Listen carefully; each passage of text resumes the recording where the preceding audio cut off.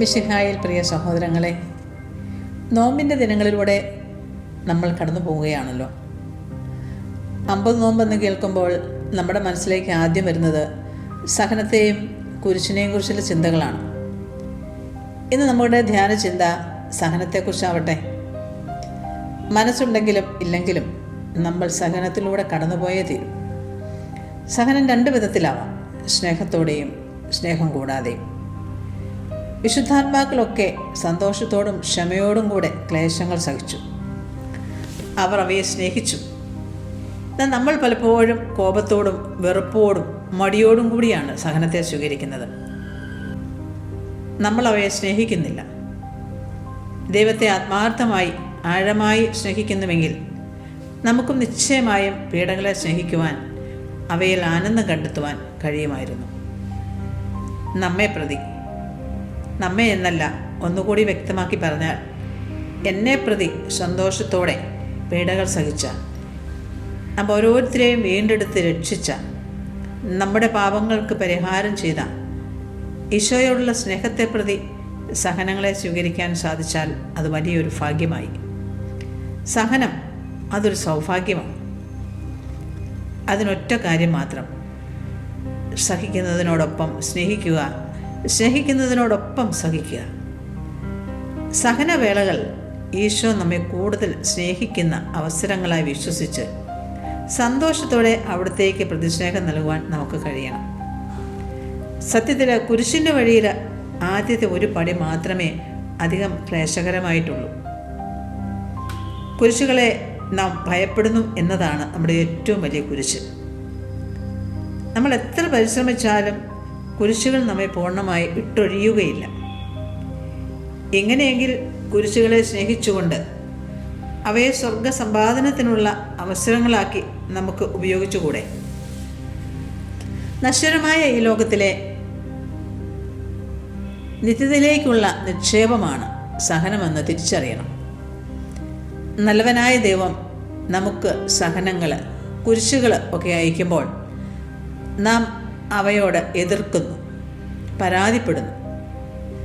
നമ്മുടെ സുഖത്തിനും താല്പര്യങ്ങൾക്കും നേട്ടങ്ങൾക്കും സ്വാർത്ഥതകൾക്കും എല്ലാം എതിരായി വരുന്നവയുടെ പിന്നിൽ ദൈവതൃക്കരം കാണാൻ നമുക്ക് കഴിയണം. കുരിശാണ് രക്ഷ, കുരിശിലാണ് രക്ഷ എന്ന ഗാനം നമ്മൾ ആസ്വദിച്ചു പാടുമ്പോൾ എൻ്റെ ജീവിതത്തിലെ ചെറുതും വലുതുമായ കുരിശ് എനിക്ക് രക്ഷയാണ് എന്നും ഈ കുരിശു വഴിയാണ് സ്വർഗം പ്രാപിക്കേണ്ടത് എന്നും വിശ്വസിക്കുവാൻ നമുക്ക് കഴിയണം. നമ്മുടെ ജീവിതത്തിലെ അസുഖങ്ങളും പരീക്ഷകളും ക്ലേശങ്ങളുമെല്ലാം സ്വർഗത്തിലേക്കുള്ള നമ്മുടെ യാത്ര സുഗമമാക്കുന്ന കുരിശുകളാണ്. ഇവയെല്ലാം വേഗം അവസാനിക്കും. എന്നാൽ ഇവയെ യോഗ്യതയോടെ സ്വീകരിക്കുന്നതിലൂടെ നിത്യമായ സമ്മാനമാണ് നമുക്ക് ലഭിക്കുന്നത്. സ്വർഗത്തിലേക്കുള്ള ഗോവണിയാണ് കുരിശ്. സഹനം. ഒരു പിശുക്കൻ പണത്തിന് പിന്നാലെ പായുന്നത് പോലെ നമുക്കും കുരിശിൻ്റെ പിന്നാലെ ഓടാൻ കഴിയണം. അവസാന വിധി ദിവസത്തിൽ കുരിശ് മാത്രമേ നമുക്ക് സങ്കേതമായിട്ട് ഉണ്ടാവൂ.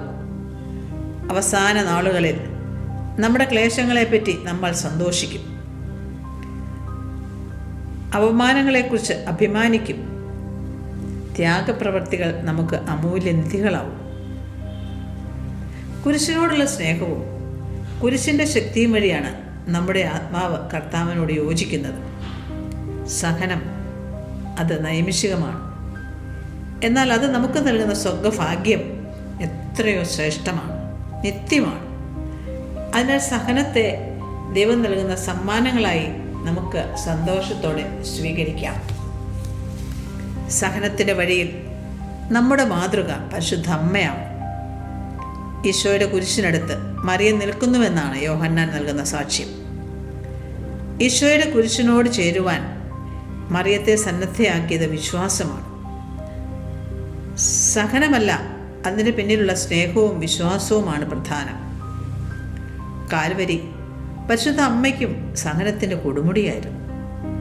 പരിശുദ്ധ അമ്മ സഹനത്തിൻ്റെ രക്ഷാകര മൂല്യം കണ്ടെത്തിയ വ്യക്തിയാണ്. സഹനം ഒരു കൂദാശയാണ്, ദൈവാനുഗ്രഹത്തിൻ്റെ പനിനീർ ഒഴുകുന്ന വഴി. നമുക്ക് ആരാധനയിലേക്ക് പ്രവേശിക്കാം.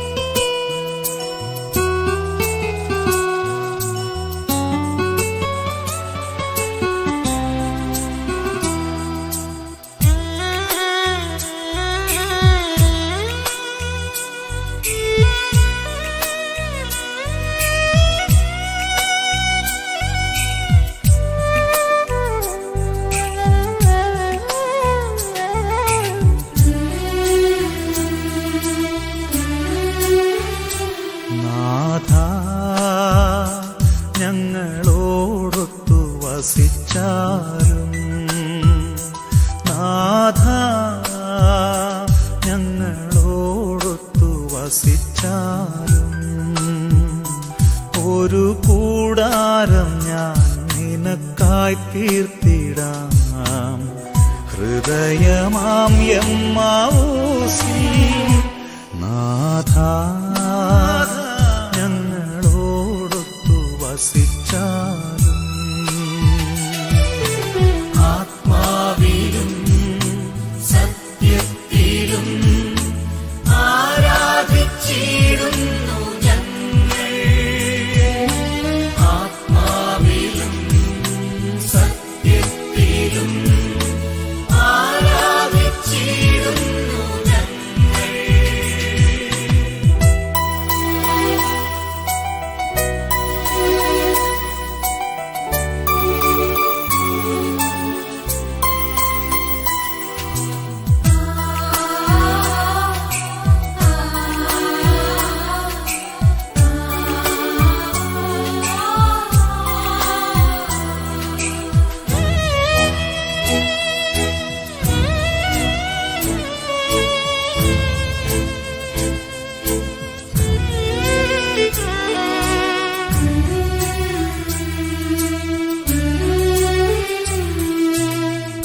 ഉത്ഥിതനായി നീ എഴുന്നള്ളുമ്പോഴെൻ ഉൾക്കണ്ണിൻ മറനീക്കണേ നാഥ.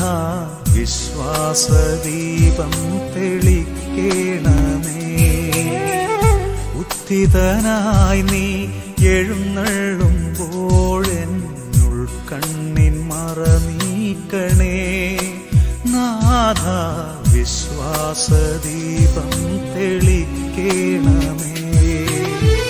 ശാന്തിതൻ പകലും അസ്തമിക്കുമ്പോൾ, ശാന്തിതൻ പകലും അസ്തമിക്കുമ്പോൾ യേശുവേ നീ കൂടെ വാഴേണമേ. നയിക്കേണമേ, വന്നു നിറയേണമേ. തിരുവോസ്തിയായി എന്നിലലിയേണമേ.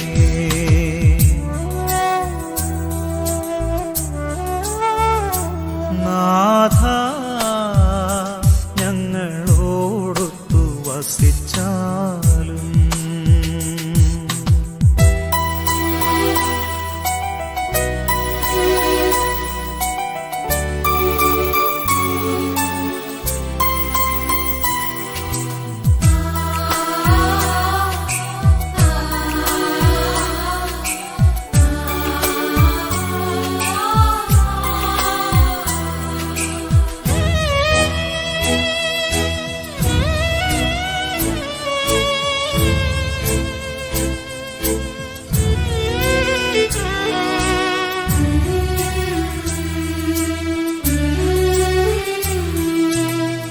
അന്നാ താബോറിൻ തിരുമുഖശോഭ ഇന്നീ തിരുവോസ്തിയിൽ കാണാൻ പുണ്യമായെന്തു ഞാൻ ചെയ്തു നാഥ.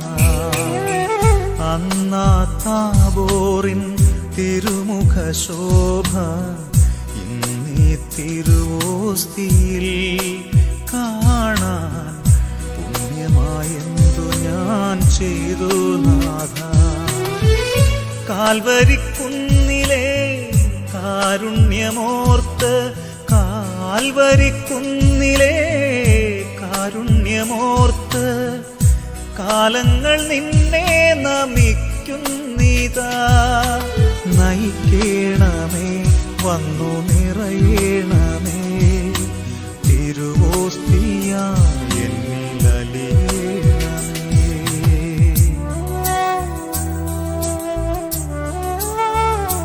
നാഥ ഞങ്ങളോടൊത്തു വസിച്ചാലും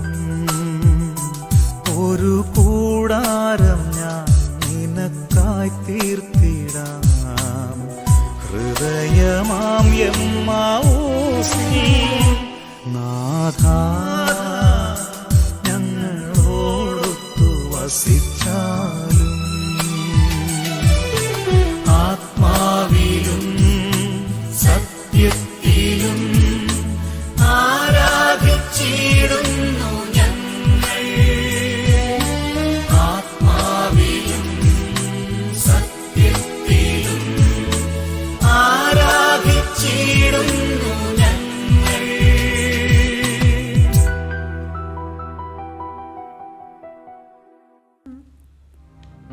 ഞാൻ പോയി പ്രാർത്ഥിക്കുവോളം നിങ്ങൾ എവിടെ ഇരിക്കുവിൻ. ഈശോ പത്രോസിനെയും യാക്കോബ്, യോഹന്നാൻ ഇവരെയും കൂട്ടിക്കൊണ്ടുപോയി അവൻ അവരോട് പറഞ്ഞു, തീവ്ര ദുഃഖത്താൽ ഞാൻ മരണത്തോളം എത്തിയിരിക്കുന്നു. നിങ്ങൾ എന്നോടൊത്ത് ഉണർന്നിരിക്കുവിൻ. മർക്കോസ് 14:32-34.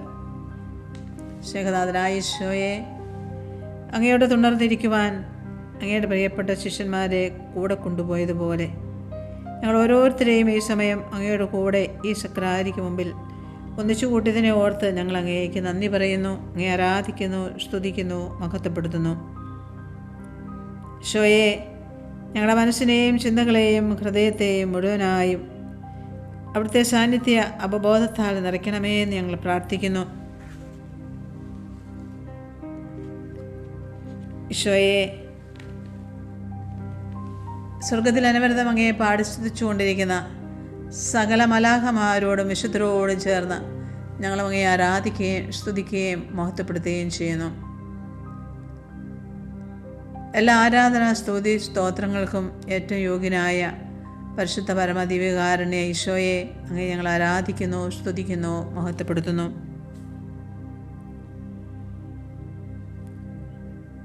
ഈശോയെ, ഞങ്ങളുടെ ജീവിതത്തിൽ പരാജയങ്ങളും പ്രയാസങ്ങളും തകർച്ചകളും ഉണ്ടാകുമ്പോൾ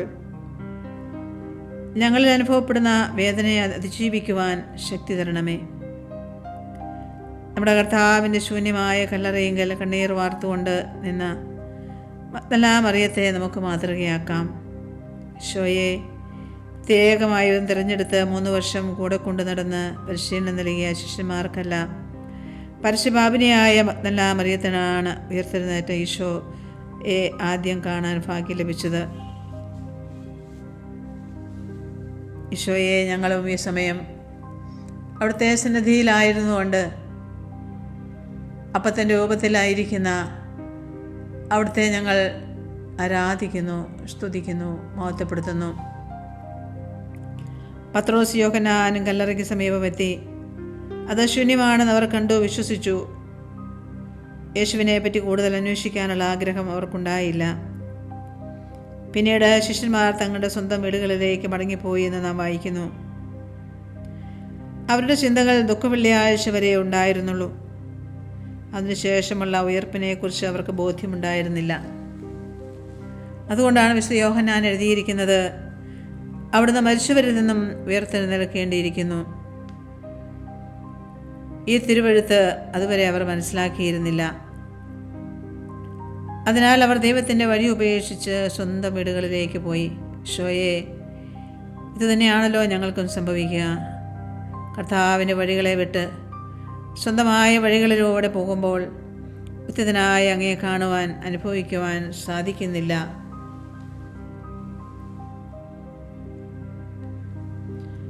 എന്നാൽ മഗ്ദല മറിയം താൻ സ്നേഹിക്കുന്ന തൻ്റെ പ്രിയപ്പെട്ടവൻ്റെ ശരീരമെങ്കിലും കാണണമെന്ന് അതിയായി ആഗ്രഹിച്ചു.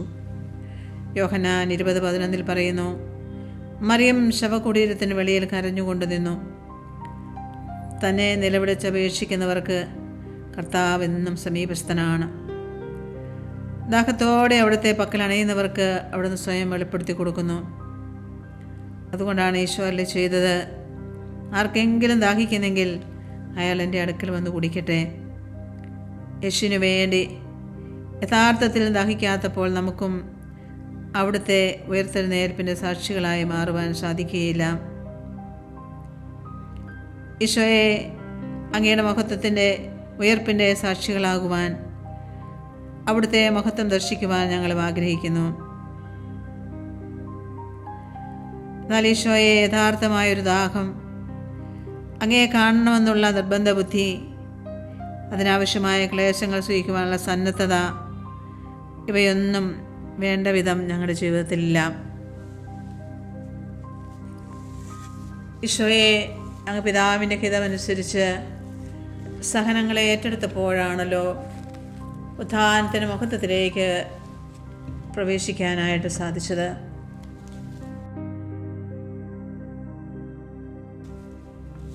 പിതാവിൻ്റെ ഹിതത്തെ സ്വജീവിതത്തിൽ ഏറ്റെടുത്തുകൊണ്ട് സ്നേഹത്തോടെ മനുഷ്യകുലത്തിൻ്റെ പാപപരിഹാരത്തിനായി സഹനങ്ങൾ ഏറ്റുവാങ്ങി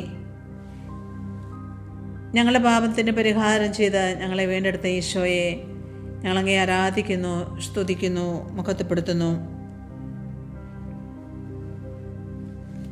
ഈശോയെ അങ്ങേ കാണുവാൻ ആഗ്രഹിച്ച മറിയം കരഞ്ഞുകൊണ്ട് നിൽക്കുക മാത്രമല്ല ചെയ്തതെന്ന് യോഹന്നാൻ 20:11 പറയുന്നു. കരഞ്ഞുകൊണ്ടിരിക്കുമ്പോൾ അവൾ കല്ലറയിലേക്ക് കുനിഞ്ഞു നോക്കി. അവൾ കുനിഞ്ഞു നോക്കിയപ്പോൾ കല്ലറ ശൂന്യമല്ല. വെള്ള വസ്ത്രം ധരിച്ച് 2 ദൈവദൂതന്മാരെ അവൾ കല്ലറയ്ക്കുള്ളിൽ കാണുന്നു. ഈശോയെ ഞങ്ങളും സ്വയം താഴുവാൻ തയ്യാറായെങ്കിലേ, താഴ്മയുള്ളൊരു ഹൃദയമുണ്ടെങ്കിലേ എനിക്കും പ്രതാപവാനായി അവിടുത്തെ കാണുവാൻ സാധിക്കുകയുള്ളൂ. ഈശോയെ അവിടുത്തെ മുൻപാകെ കുനിയുവാൻ, എളിമയോടെ അവിടുത്തെ സന്നിധിയിലായിരിക്കുവാൻ സാധിക്കുമ്പോൾ മാത്രമേ അവിടുത്തെ അനുഗ്രഹമാരി ഞങ്ങളിലേക്ക് വർഷിക്കപ്പെടുകയുള്ളൂ എന്ന് ഞങ്ങൾ മനസ്സിലാക്കുന്നു. ലൂക്ക 10:21 പറയുന്നു, എന്നാൽ അവ വിജ്ഞാനികളിൽ നിന്നും ബുദ്ധിമാന്മാരിൽ നിന്നും മറിച്ച് ശിശുക്കൾക്ക് വെളിപ്പെടുത്തിയിരിക്കുന്നു. ഇതാ ഞാൻ കർത്താവിൻ്റെ ദാസി എന്ന് പറഞ്ഞ മറിയത്തിൻ്റെ ഉദരത്തിലാണല്ലോ ഈശോ പിറന്നത്. താഴ്മയുള്ളവരിലെ കർത്താവിന് പ്രവർത്തിക്കാൻ സാധിക്കുകയുള്ളൂ. ഈശോയെ ഞങ്ങളുടെ ജീവിത സാഹചര്യങ്ങളിൽ താഴ്മയോടുകൂടി അവിടുത്തെ സന്നിധിയിലായിരിക്കുവാൻ, അങ്ങേ കൂടാതെ അതൊന്നും ചെയ്യുവാൻ സാധിക്കുകയില്ലാതെ ബലഹീനരായ ഞങ്ങൾ അവിടുത്തെ കൃപയിൽ ആശ്രയിക്കാനായിട്ടുള്ള വലിയ അനുഗ്രഹം ഞങ്ങൾക്ക് നൽകണമേ ഞങ്ങൾ പ്രാർത്ഥിക്കുന്നു. ഈശോയെ ഞങ്ങളുടെ ജീവിത സഹനങ്ങളിൽ അവിടത്തേക്ക് ഞങ്ങളെ കൂടുതൽ അടുപ്പിക്കുന്ന ഞങ്ങളുടെ സഹന സാഹചര്യങ്ങളിൽ ഭയപ്പെട്ട് മാറി നിൽക്കാതെ, നിരാശരാകാതെ അവിടുത്തോടത്ത് കുരിശു വഹിക്കാൻ ഞങ്ങൾക്ക് കിട്ടിയിരിക്കുന്ന അവസരങ്ങളെ സന്തോഷത്തോടെ സ്വീകരിക്കാനുള്ള വലിയ അഭിഷേകം ഞങ്ങൾക്ക് നൽകണമേ ഞങ്ങൾ പ്രാർത്ഥിക്കുന്നു. ഈശോയെ ഞങ്ങളുടെ ജീവിതത്തിലെ കുരിശുകളും സ്വർഗസമ്പാദനത്തിനുള്ള അവസരങ്ങളായി തിരിച്ചറിയാനുള്ള വലിയ കൃപ ഞങ്ങൾക്ക് നൽകണമേ ഞങ്ങൾ പ്രാർത്ഥിക്കുന്നു.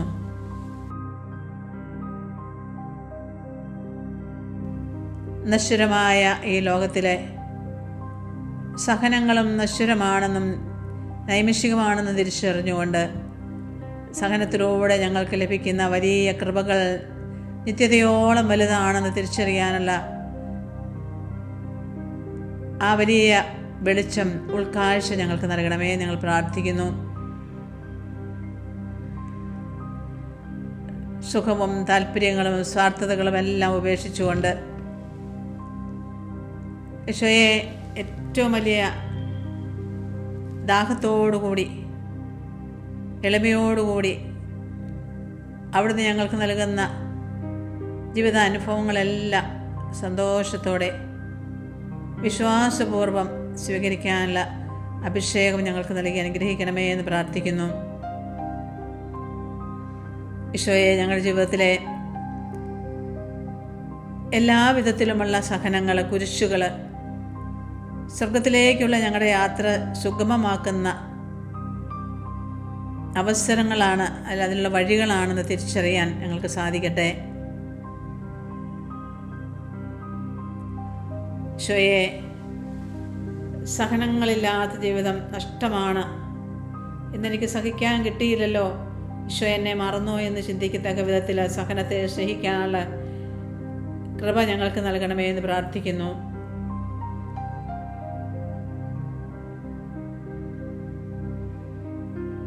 ഈശോയെ ഈ നോമ്പുകാലത്തിലൂടെ കടന്നു പോകുമ്പോൾ ഞങ്ങളുടെ ജീവിതത്തിൽ അനുഭവപ്പെടുന്ന ചെറുതും വലുതുമായ കുരിശുകളെ, സഹനങ്ങളെ കർത്താവിൻ്റെ കുരിശിനോട് ചേർത്ത് സഹിക്കാനുള്ള വലിയ കൃപ ഞങ്ങൾക്ക് നൽകണമേ ഞങ്ങൾ പ്രാർത്ഥിക്കുന്നു.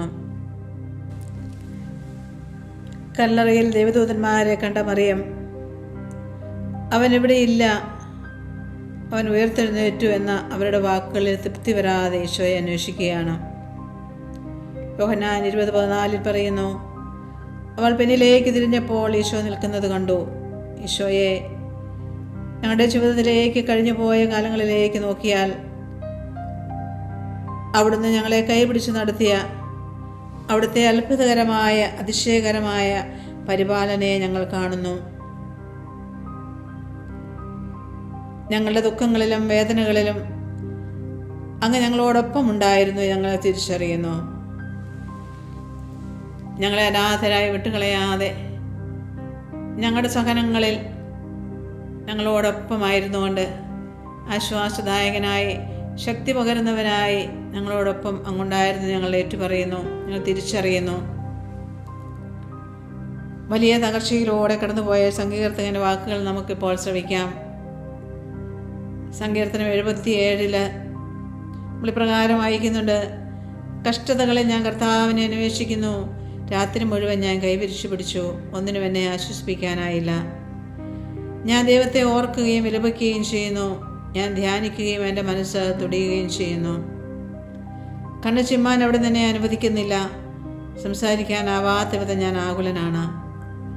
ഞാൻ കഴിഞ്ഞ കാലങ്ങൾ ഓർക്കുന്നു, പണ്ടത്തെ സംവത്സരങ്ങളെ സ്മരിക്കുന്നു. രാത്രി ഞാൻ ഗാഢചിന്തയിൽ മുഴുകുന്നു, ഞാൻ ധ്യാനിക്കുകയും എൻ്റെ ആത്മാവിൽ ചോദ്യം ഉയരുകയും ചെയ്യുന്നു: കർത്താവ് എന്നേക്കുമായി തള്ളിക്കളയുമോ? ഇനി ഒരിക്കലും അവിടുന്ന് പ്രസാദിക്കുകയില്ലയോ?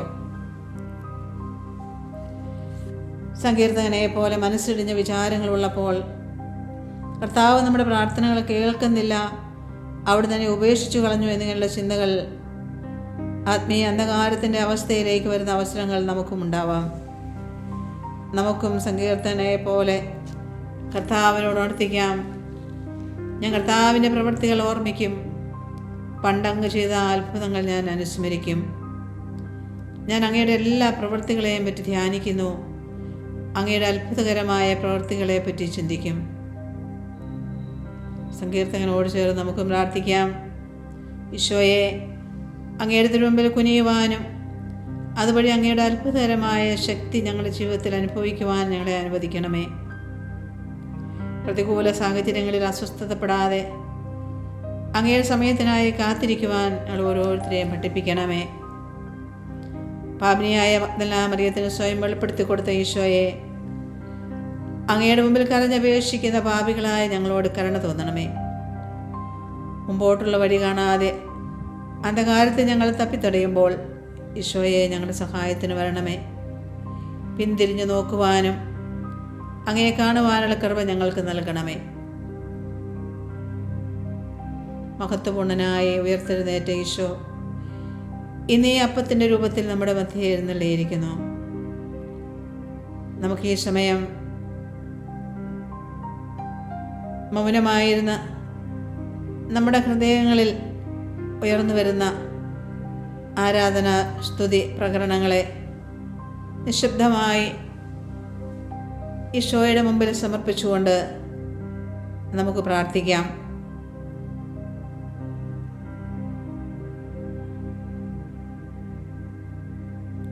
നമ്മുടെ ആരാധന സ്തുതി സ്തോത്രങ്ങളെ നമ്മുടെ ഹൃദയത്തിൽ നിന്നും അവിടത്തേക്ക് സമർപ്പിക്കാം.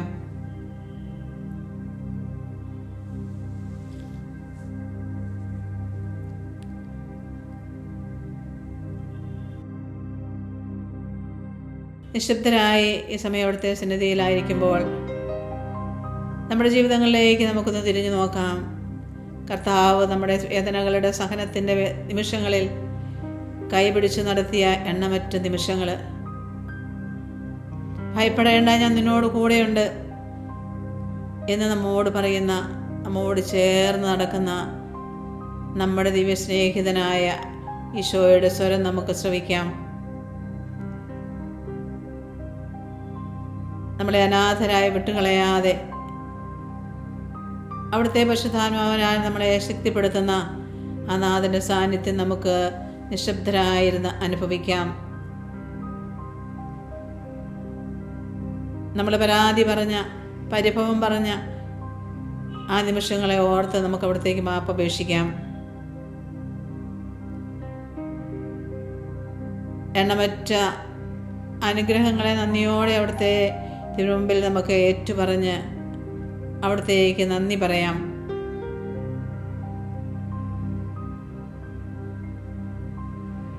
ഈശോയെ, ഞങ്ങളുടെ മേൽ കരുണയായിരിക്കണമേ നമുക്ക് പ്രാർത്ഥിക്കാം. ലോകം മുഴുവന് വേണ്ടിയും തിരുസഭയ്ക്ക് വേണ്ടിയും നമ്മുടെ ഉപകാരികൾക്ക് വേണ്ടിയും നമ്മെ ഉപദ്രവിച്ചവർക്ക് വേണ്ടിയും നമ്മൾ ഉപദ്രവിച്ചവർക്ക് വേണ്ടിയും രോഗികളായി കഴിയുന്ന എല്ലാ മക്കൾക്ക് വേണ്ടിയും തിന്മയുടെ വഴികളിലൂടെ കടന്നുപോയിക്കൊണ്ടിരിക്കുന്ന എല്ലാ മക്കളെയും അവിടുത്തെ കരുണയ്ക്കായി സമർപ്പിച്ചുകൊണ്ടും നമുക്ക് പ്രാർത്ഥിക്കാം. ഈശോയെ, ലോകം മുഴുവൻ്റെ മേലും കരുണയായിരിക്കണമേ എന്ന് നമുക്ക് പ്രാർത്ഥിക്കാം.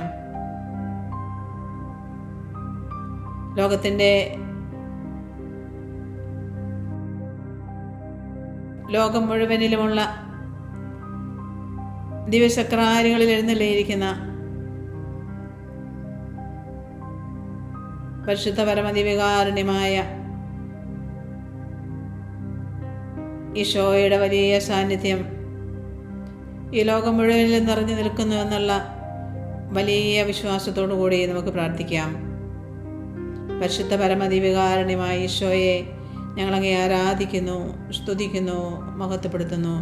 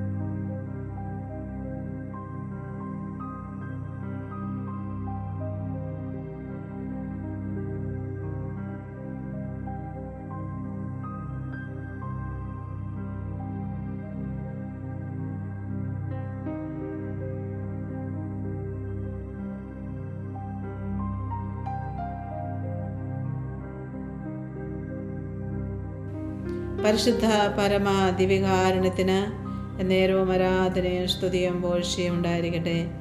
ആരാധനയുടെ ഒരു സ്തുതി ഗീതം ആലപിച്ചുകൊണ്ട് നമുക്ക് അവിടുത്തെ പാടിപ്പുകഴ്ത്താം.